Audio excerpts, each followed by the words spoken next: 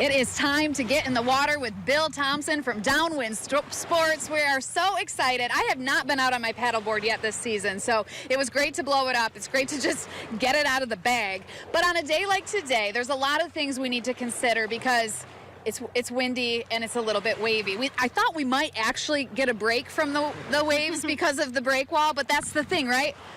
The wind decided to come from this way, and so we would have been better off on the other side. But here we are. You just never know. You never know. So, and that's one of the first things that you should consider before paddling is really check TV6 weather out, see what's happening with the weather. You can go to the NOAA website and go to the Great Lakes Marine Forecast, see the wave height.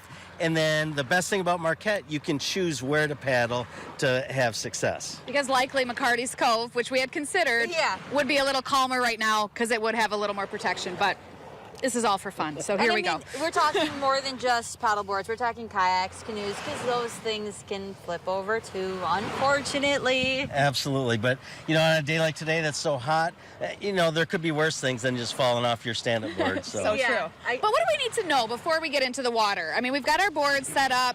You brought a board. I blew mine up.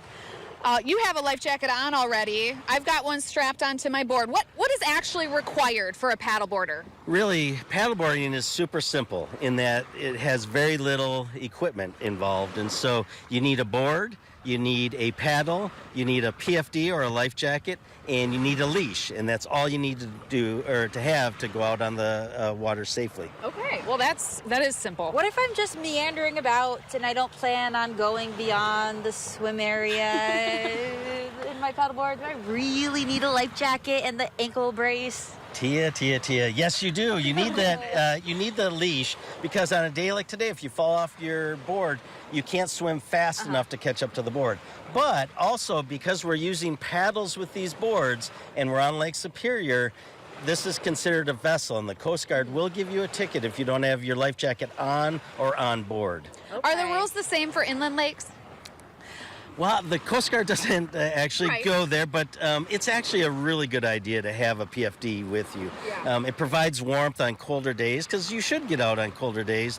But if you fall off your board, hit your head, it keeps you afloat. So it's a really good idea to have a PFD with you. Okay. And same rules for kayaks? I mean, is there anything else that you want people to know about getting out on the water on a day like today? Well, tell people where you're going. It's best to paddle with a buddy.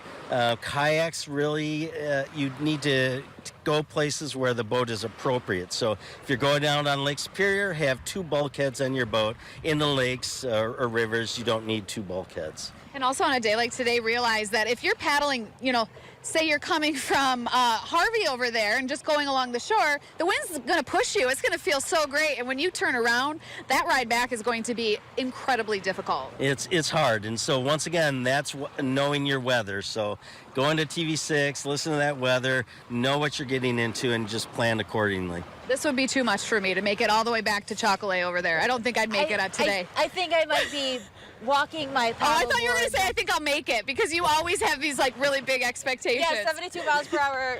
Yeah, no, I'm walking my paddleboard back. I mean, on a day like today, we see the flag. Yes. It's at a yellow. Do you recommend people go out in conditions like this? To me, it doesn't look too terrible, but I know that Lake Superior, it's such a force. She's a lot harder than we sometimes think. It really is. You have to respect it. And so the great thing about Marquette is you have options. Yeah. Elizabeth already mentioned we could have gone over to McCarty's and have calmer water. We could go to Harlow Lake. We could go to Tourist Park. We could go to Greenwood Reservoir. There's all kinds of options to do. And so knowing that wind direction to be able to make the best decisions to keep you and your buddy safe. All right, well, we're going to take a break. When we come back, we're actually going to get into the water with Bill, talk a little bit about technique, staying safe on the board. I love Greenwood Reservoir. It's a good place to paddle. All right, we'll be right back. That's a good one.